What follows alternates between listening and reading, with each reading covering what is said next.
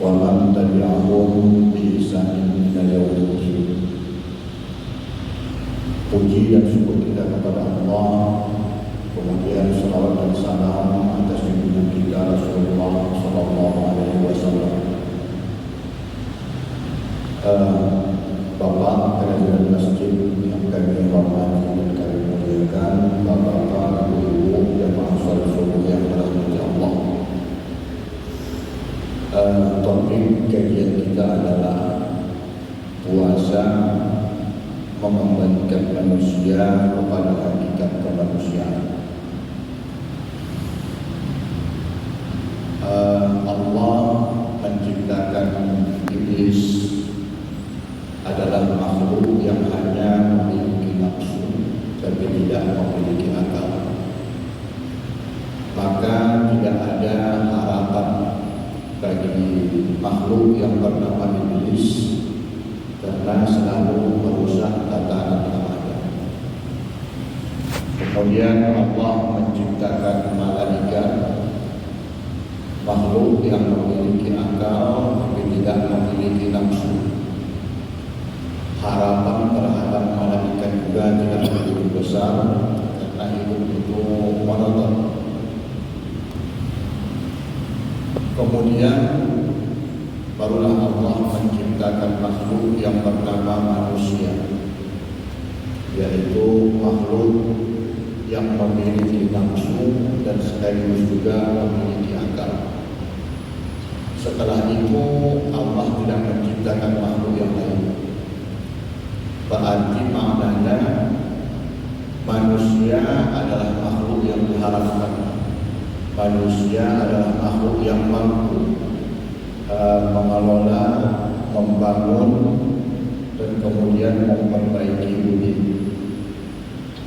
Nah, oleh karena itu, ketika Adam diciptakan oleh Allah, disuruh malaikat dan iblis untuk sujud kepada Adam, ini membuktikan bahwa makhluk yang ketiga bernama manusia adalah makhluk yang penuh harapan. Nah, oleh karena itu nampak meskipun sesama makhluk, iblis itu makhluk, malaikat itu makhluk, manusia makhluk, tapi karena disuruh kepada malaikat untuk sujud kepada Adam, maka maknanya satu dikit manusia itu memiliki kemuliaan dibanding kedua makhluk yang lain. Oleh karena itu, posisi kita itu berada sedikit di atas, dan di atas kita langsung Allah Subhanahu wa Ta'ala. Nah, oleh karena itu manusia berdialog, manusia bermunajat langsung kepada Allah, karena antara manusia dan Allah itu tidak ada antara, tidak ada perantara, bolehlah dia langsung. Sebagai makhluk yang memiliki nafsu, di dalam Al-Quran ditegaskan bahwa manusia memiliki tiga nafsu. Yang pertama, nafsu ammarah. Nafsu ammarah ini setiap bisikan yang mengajak kepada yang tak baik, maka itu namanya nafsu ammarah. Ini wajib kita singkirkan, wajib kita hilangkan dalam diri kita. Karena selama nafsu ammarah ini masih ada di dalam diri, maka tetap saja dia menjadi penghalang bagi kita untuk bermunajat kepada Allah. Tak dapat kita tangkap keagungan dan kebesaran Allah, dan tak dapat kita rasakan bagaimana nikmatnya ketika berdekatan dengan Allah, karena di dalam diri kita masih ada nafsu ammarah. Jadi sebanyak apapun ibadah yang kita lakukan, apakah itu sholat, puasa, zakat, haji dan lain-lain, selama nafsu ammarah itu masih ada, maka kita tetap saja gagal menangkap keagungan dan kebesaran Allah. Yang kedua, nafsu lawwamah. Nah, tadi Pak Imam kita membacakan dulu. Nafsu lawwamah ini nafsu yang tak punya pendirian. Kalau dia berteman dengan orang baik, maka dia jadi baik. Kalau dia berteman dengan orang jahat, maka dia jadi jahat. Dan ini juga pun termasuk penghalang besar bagi kita ketika kita bermunajat kepada Allah Subhanahu wa taala. Jangan kata lain, selama nafsu lawwamah masih ada di dalam diri kita, maka selama itu pula kita gagal menangkap isyarat-isyarat keagungan kebesaran Allah di dalam ibadah kita. Tugas kita yang paling pokok adalah bagaimana kita bisa menyingkirkan nafsu ammarah dan nafsu lawwamah dalam diri kita. Agama mengajarkan kepada kita bahwa cara untuk menyingkirkan nafsu ammarah dan nafsu lawwamah itu yaitu melaksanakan ibadah puasa. Maka puasa itu didefinisikan imsakun nafs, yaitu menahan, mengekang hawa nafsu. Karena yang dikatakan hawa nafsu itu adalah ammarah dan lawwamah. Ketika seseorang melaksanakan ibadah puasa, maka harapannya adalah tersingkir nafsu ammarah itu dan nafsu lawwamah itu dari diri kita. Maka tinggal satu nafsu. Nah, nafsu yang tinggal ini disebutkan dalam Al-Quran namanya nafsu mutmainnah. Nafsu mutmainnah. Nafsu mutmainnah ini kebalikan dari nafsu ammarah.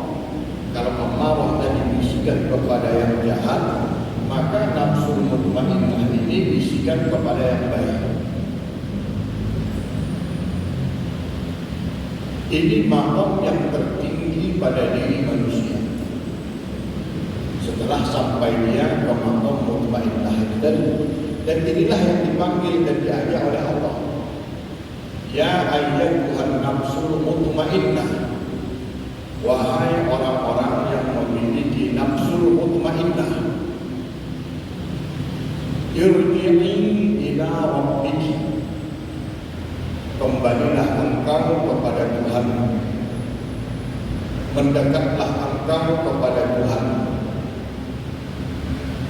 bermunajatlah engkau kepada Tuhan, berdialog atau berdiskusilah engkau dengan Tuhan. Yang bisa melakukan munajat, berdialog kepada Allah adalah orang-orang yang sudah sampai ke maqam nafsul mutmainnah. Di situ akan senantiasa terpanggil jiwanya untuk senantiasa dekat kepada Allah. Irji'i ila rabbiki, kembalilah engkau kepada Tuhan. Jadi orang yang sudah sampai ke maqam nafsul mutmainnah, apapun yang dia lakukan besar atau kecil, landasannya tetap mengacu kepada Allah. Inilah yang selalu di akhir niat kita lillahi ta'ala. Usolli fardu subhi rak'ataini ada makmuman lillahi ta'ala. Nawaitu shawma ghadim am ada fardu syahri Ramadan hadhihi sanati lillahi ta'ala.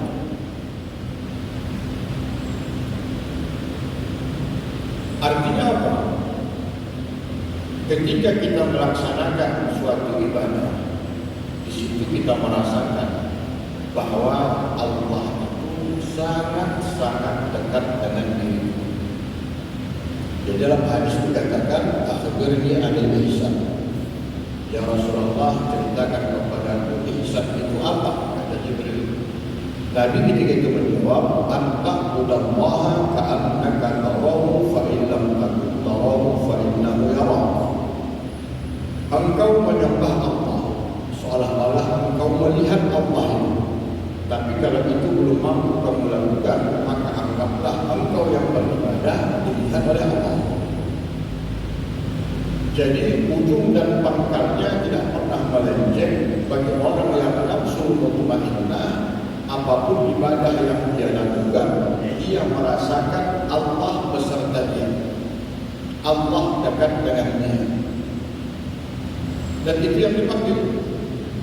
Nah, mengapa kita katakan bahawa puasa itu juga efektif untuk mendekatkan diri kepada Allah? Karena di dalam paket ayat puasa 186 itu disebutkan juga, wa idza sa'alaka ibadi anni fa inni qarib.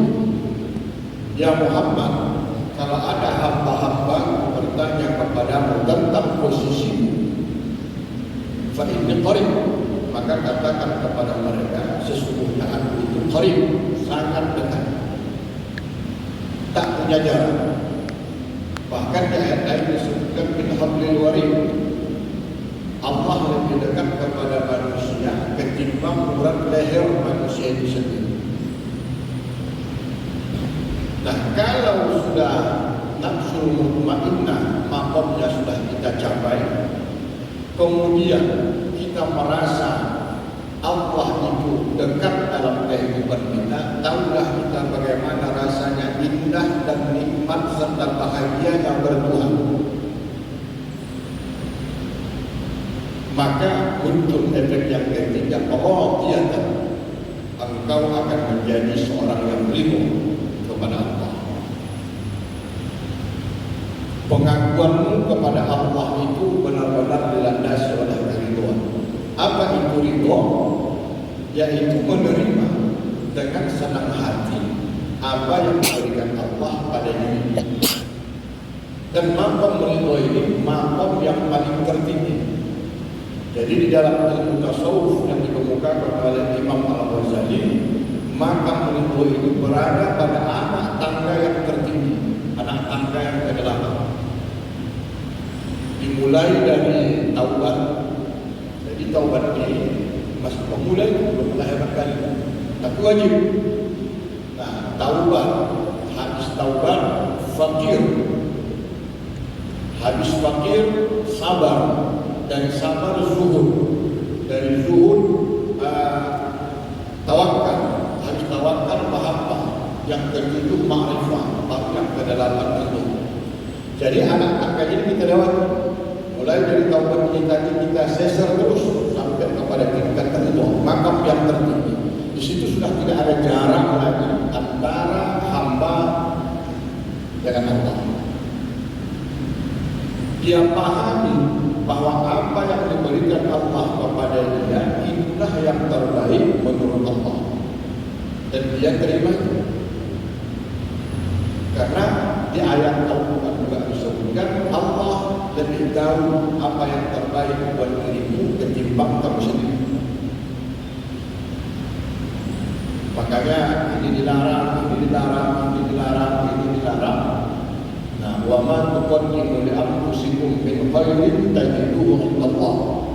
Semua bentuk larangan, semua bentuk perintah, senang atau tak senang kita menerimanya, tapi sebenarnya itu bermanfaat, manfaatnya kembali kepada diri kita sendiri. Jadi radiyatan itu, nah, itulah maqam yang tertinggi. Jadi berarti untuk mencapai tingkat ridho itu kita harus sampai ke maqam nafsul mutmainnah. Nafsul mutmainnah mendorong kita untuk senantiasa dekat kepada Allah. Barulah yang ketiga sampai kita kepada prinsip bahwa kita memang ridho kepada Allah. Nah, kalau sudah sampai ke maqam ridho sesuai dengan jalan yang kita lalui tadi, apa yang terjadi pada diri kita? Mardiyatan, maka Allah akan ridho kepada kita. Jadi hidup ini tak bisa pulang berterus seolah kali. Banyak orang yang mengakui dirinya, oh saya sebagai seorang muslim, tapi belum tentu Allah mau mengakui dia muslim. Karena kriterianya belum jelas.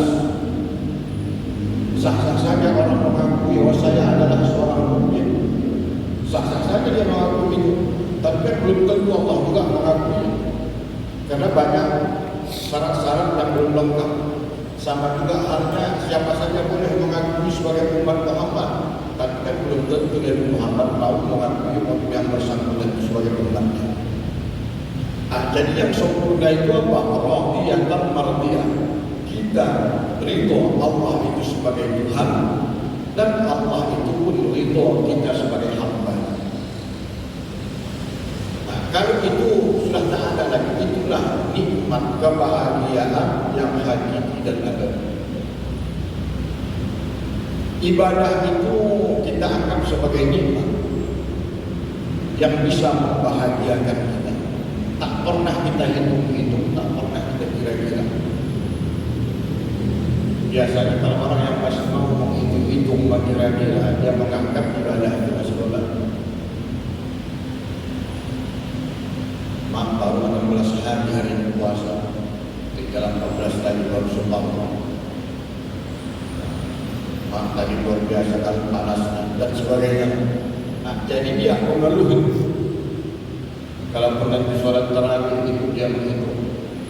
Al-Khalifah Tsaniyatu Amirul Mukminin Sayyidina Umar bin Khattab ma'at. Bagi yang 11 lagi menanti ke depan sejauh. Bagi yang 23 rakaat, makin panjang perjalanan, tapi kira begitu.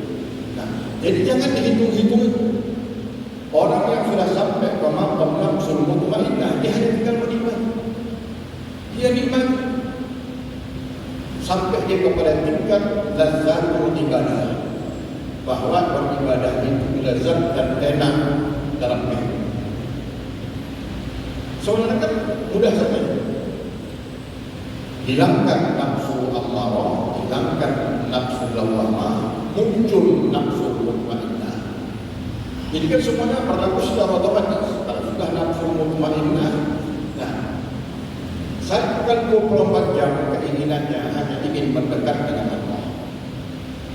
Setelah itu dia lakukan, dia merasa rindu dengan apa yang diberikan Allah. Mardiyatan Allah. Nah, ketika itu sudah sempurna, barulah masuk babak baru.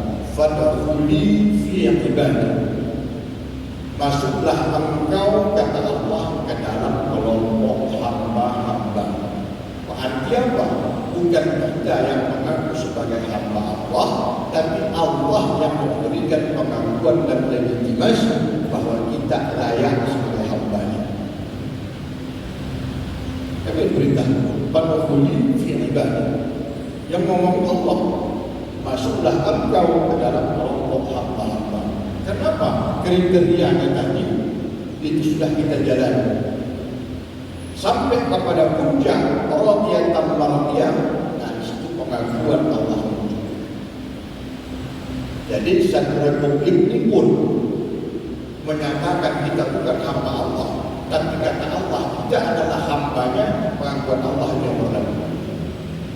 Atau sebaliknya, sebagian orang menyatakan bahwa kita hamba Allah, tapi kata Allah bahwa kita bukan hambanya, yang pengakuan Allah yang berlaku.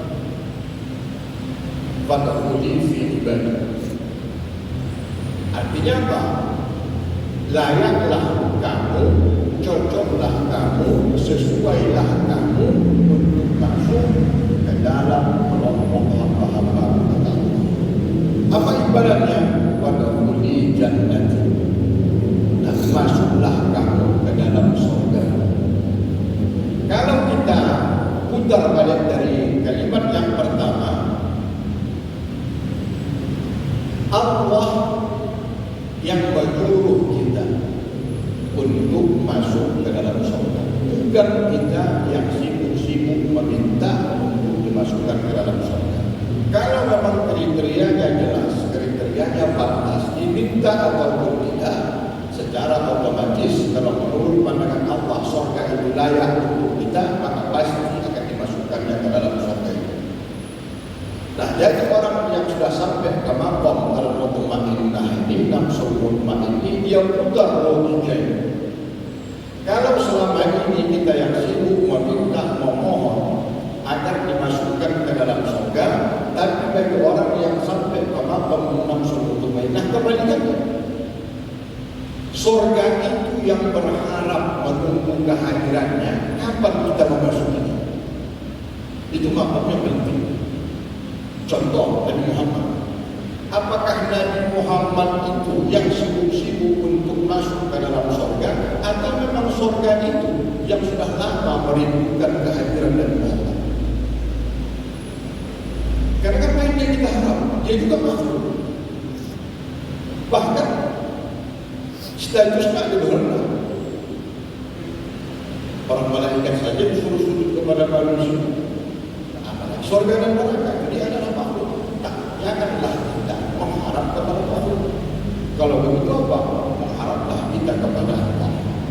Bukan kita yang kasar kusuk menginginkan agar dimasukkan ke dalam surga, tapi surga itu yang menanti dan merindukan kita untuk masuk ke dalamnya. Itu hebat.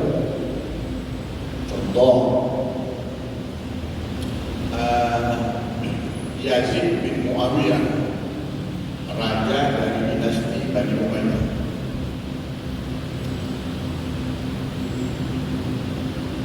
Dialah waktu perang Karbala, dialah yang memenggal kepala Husain. Lama-kelamaan berangkat melaksanakan ibadah haji. Mau mendekat Hajarul Aswad, begitu sudah dekat terpelanting. Begitu dia sudah dekat terpelanting. Tak bisa dia dekat. Akhirnya lama terduduk sambil termenung. Kok banyak kali nak mendekati Hajarul Aswad. Tiba-tiba masuk seseorang, menenggang saja dia langsung ke Hajarul Aswad. Yazid ini bertanya kepada judannya, siapa laki-laki yang hebat ini? Dia kok enak tenang saja melenggang langsung ke Hajarul Aswad. Sementara dia berkali-kali terpelanting. Dicari tahu oleh ajudannya dan dapat, wahai tuan raja, lelaki yang melenggang menuju Hajarul Aswad itu namanya Zainal Abidin, anak Husain yang kepalanya kamu pegang, cucu Ali bin Abi Thalib, cincin dari Rasulullah. Dan ketahui wahai raja, bukan Zainal Abidin ini yang ambisi untuk mendekati Hajarul Aswad, tapi Hajarul Aswad ini yang sudah lama merindukan kehadiran Zainal Abidin itu. Itu kalau orang sudah sampai ke makom kebaikan. Jadi tak dia yang menyibukkan diri kepada makhluk yang lain, tapi makhluk yang lain itulah yang menyibukkannya. Itu tadi kalau kita sudah sampai ke makom al-mutmainnah itu, langsung mutmainnah. Makhluk yang lain Bapak Ibu yang merindukan kita, yang menunggu kita. Surga itu yang sekarang meraung-raung menunggu kita. Kapan agaknya siang itu masuk ke sini? Kapankah siang itu datang kembali? Mereka yang menunggu. Nah, kenapa? Ya surga itu juga tahu kalau manusia ini adalah makhluk yang dimuliakan oleh Allah. Jadi rasanya turun derajat kita sedikit kalau kita mengapakan diri, ya, untuk mencari itu, padahal levelnya itu berada di bawah kita. Jadi kita langsung kepada Allah, maka kita disuruh langsung bermunajat kepada Allah. Kalau kita menggunakan yang di bawah kita, ini namanya mengingkari hakikat kemanusiaan kita. Maka dengan puasa ini tadi, paham kita di mana posisi kita manusia ini sebenarnya dekatnya dengan Allah. Dan dari situ langsunglah kita melakukan munajat kepada Allah. Kalau sudah kita dekat kepada Allah, yang selain Allah itu adalah kecil. Maka kan dalam sholat kan kita pertama kali mengungkapkan Allahu Akbar. Itu kan isi takbir, tak ada bandingannya. Itu menunjukkan Allah itu memang maha besar. Artinya apa? Dunia, pangkat, jabatan, harta dan lain-lain itu sama sekali kecil dan bahkan tak nampak kita. Yang ada di depan kita keagungan dan kebesaran Allah. Itulah dia anta'budallaha ka'annaka tarahu fa in lam takun tarahu fa innahu jadi Bapak Ibu sekalian, puasa ini adalah momen yang paling berharga ya, untuk mengembalikan kita kepada jati diri kita sebagai manusia, makhluk yang dimuliakan oleh Allah. Jangan kita burukkan lagi diri kita ini, karena kita sudah diangkat oleh Allah. Kan selain dari Allah kan semuanya makhluk. Masya Allah, mahwal makhluk, masya Allah. Apa yang dikatakan makhluk itu yang selain Tuhan. Jadi levelnya sama-sama makhluk. Nah, di antara sesama makhluk ini diangkat Allah sedikit derajat manusia lebih. Nah, berarti apa? Komunikasi kita ke atas, bukan komunikasi kita ke bawah. Kalau komunikasi kita ke bawah, nah itu kita menurunkan balik harkat dan martabat yang diberikan oleh Allah. Tapi tetap kita bertahan. Nah, tetap kita bertahan. Disinilah makna hakikat puasa, mengembalikan manusia kepada hakikat kemanusiaan. Coba Bapak Ibu bayangkan, setingkat berkomunikasi ada dengan malaikat, itu levelnya masih berada di bawah itu. Bayangkan ada saudara kita yang berkomunikasi dengan jin. Bayangkan ada saudara kita yang berkomunikasi dengan hantu dan sebagainya. Bagaimana parahnya posisi ini? Makanya Allah tidak suka orang-orang yang seperti ini. Karena sudah diberikan kita peluang, wahai manusia, langsung saja kamu melaksanakan komunikasi kepada Allah. Begitulah kalau kita sudah sampai ke maqam nafsul mutmainnah. Masih ada 14 hari lagi untuk memperbaiki. Harta itu kita tengok kecil, pangkat itu kecil, popularitas itu kecil, dan begitu. Nah, jadi walaupun ini kita ambil tak lebih dari sebatas kebutuhan kita. Semuanya tetap dilandasi kepada ridho Allah. Nah, begitu. Nah, kalau tidak Bapak Ibu sekalian, kita kan banyak di antara kita yang tak bisa menjawab apa hakikat kehidupan ini. Maka kata Ammar bin Yasar, ajukan saja 3 pertanyaan. Min aina anta wa fi aina anta wa ila aina anta. Engkau berasal dari mana? Engkau sedang berada di mana? Dan engkau mau menuju ke mana? Jawab saja 3 pertanyaan. Nah, sadarlah kita di mana posisi kita sebenarnya. Sedang di mana kita ini sekarang? Dan mau ke mana kita akan menuju? Apa yang harus kita persiapkan? Nah, kan begitu. Jadi alhamdulillah puasa untuk mempertahankan hakikat kemanusiaan kita yang dimuliakan oleh Allah. Laqad karramna bani Adam, laqad khalaqnal insana fi ahsani taqwim, dan banyak ayat dan beberapa ayat yang lain yang menjelaskan betapa tingginya derajat manusia dibanding dengan makhluk-makhluk Allah yang lain. Jadi ini saja Bapak dan Ibu sekalian. Kita paskan jam 6:30. Ada pas 10 menit lagi. Mungkin ada hal-hal yang perlu kita diskusikan. Saya persilakan.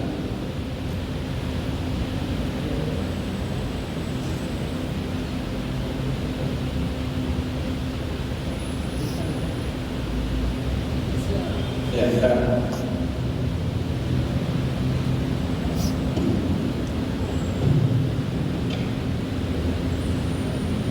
Bismillahirrahmanirrahim. Assalamualaikum warahmatullahi wabarakatuh. Dan terima kasih atas kesempatan yang kami muliakan Bapak Ustaz. Mungkin pertanyaan saya tadi Ustaz sampaikan bahwa untuk mencapai nafsu mutmainnah itu kedua nafsu yaitu nafsu amarah dan lawamah itu dihilangkan. Di selama ini saya sering mendengar ceramah bukan dihilangkan tapi dikendalikan. Mungkin bisa sedikit penjelasan. Terima kasih. Assalamualaikum warahmatullahi wabarakatuh. Waalaikumsalam. Sebenarnya yang dikendalikan itu nafsu mutmainnah. Nafsu mutmainnah, nafsu yang sudah terkendali karena dia senantiasa mengajak kepada yang tak baik. Nafsu amarah itu tak perlu dijinakkan. Bagaimana mau menjinakkan yang benar? Nafsu lawamah itu bagaimana mau menjinakkan nafsu lawamah yang tak punya pendirian? Itu semuanya memang kita kikis habis, ya, kita kikis habis. Karena kalau itu masih ada di dalam diri kita, maka kehidupan kita berbahaya. Orang yang mau korupsi itu nafsu ammarah dan nafsu lawamahnya masih ada. Orang yang masih mau memfitnah itu menunjukkan nafsu ammarah, lawamahnya masih ada. Orang yang suka membunuh dan melakukan perbuatan-perbuatan jahat itu nafsu ammarah dan nafsu lawamah. Tapi kalau dia mengajak kepada yang baik, dia muliakan orang, dia mencari nafkah secara halal, dan dia beribadah kepada Allah, dan dia menghormati sesama manusia, itu dia sudah sampai ke nafsu mutmainah. Jadi nafsu ammarah dan nafsu lawamah itu bagaimana? Memang dia harus tidak ada. Selama itu masih ada, dia akan tetap saja mengganggu. Nah, kalau dia mengganggu, inilah kadang-kadang kalau dia lagi mutmainnah baik betul, kalau dia ammarah parah betul. Kondisi orang seperti ini namanya nafsu lawamah. Jadi kalau begitu apa? Untuk mencapai kesempurnaan yang hanya ini, maka kedua nafsu ini dengan sifatnya ini tidak baik, memang harus kita singkirkan dalam kehidupan. Karena kita ada manfaatnya. Kerjanya itu semuanya merusak. Merusak. Kalau orang yang sudah sampai memaham nafsu mutmainnah punya kesempatan pun dia melakukan kejahatan itu, dia tidak akan tertarik untuk melakukan. Misalnya kita mencuri, yang kita yakin orang tidak akan tahu, tapi hati kita nafsu mutmainnah kita menyatakan kita sudah tahu.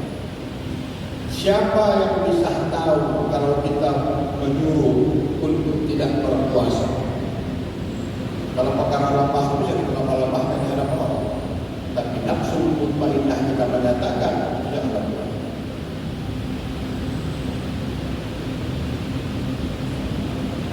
Kan ada orang kan mengenal di lemah-lemah kayak padahal tak puasa sebenarnya. Itu apa? Dorongan nafsu yang seperti itu sudah tidak ada. Jadi makanya Al-Quran menyatakan inna nafsa la'ammaratun bisu'. Padahal begitu lamanya dia berendam di neraka. Ini kan pertarungan antara nafsu dengan Tuhan. Ketika aku ditanya, alastu birabbikum, qalu bala syahidna. Nafsu ditanya, man ana, kata Allah. Apa jawaban nafsu? Ana wa anta. Ya saya. Akhirnya kamu begitu. Nah, direndam lagi berkali-kali. Akhirnya sudah.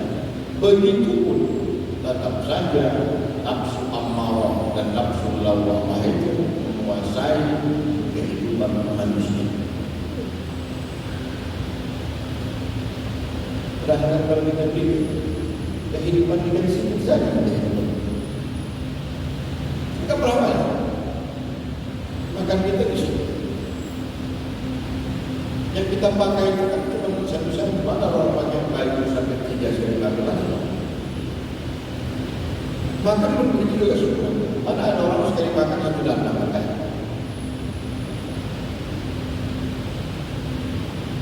Kalau itulah itu dan itu diturut dan dia kira begitu. Nah, kita mengambil untuk mempertahankan hidup kita. Itulah ajaran daripada puasa itu sendiri. Mengembalikan manusia pada hakikat manusia. Malaikat tidak punya nafsu mutmainnah. Karena malaikat takut dia masjid, takut dia jalan dan sebagainya. Kita bangun masjid tujuannya adalah untuk kebaikan, itu nafsu mutmainnah. Kita bangun jalan untuk menuju kebaikan, namanya nafsu mutmainnah. Adakah kira-kira orang membangun masjid untuk mencari popularitas agar mana dan negara? Ada? Nafsu rupa indah itu enggak.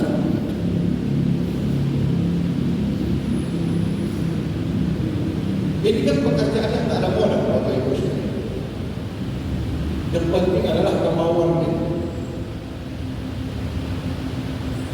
Nah, kita mulailah dari hal-hal kecil, jangan baru berusaha.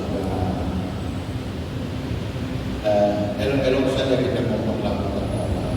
Jangan kita ambil yang bukan hak kita. Kalau ada yang kita jam tangan orang di atas meja, enggak ada kita ambil. Kan begitu. Tak elok itu.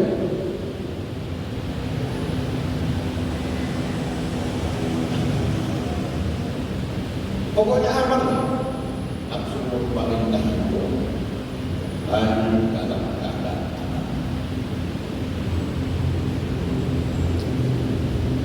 Ya, pada tradisi, ya itu mana tradisi dalam Rasulullah. Cuma pada tradisi, memang semua bawaan dia seperti itu.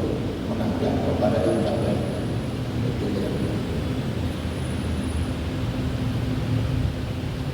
legal dan ilegal. Perbuatan itu sama. Hubungan suami istri itu sama. Antara akan nikah dengan tidak akan nikah sama. Nah, tapi ketika itu dilakukan tanpa akad nikah, namanya langsung Allah. Ketika itu dilakukan sesuai akad yang dikehendaki oleh Allah, itu namanya langsung mutmainnah. Walaupun perbuatan itu sama. Kan istilahnya kan tak bermodal juga. Itu lah. Setelah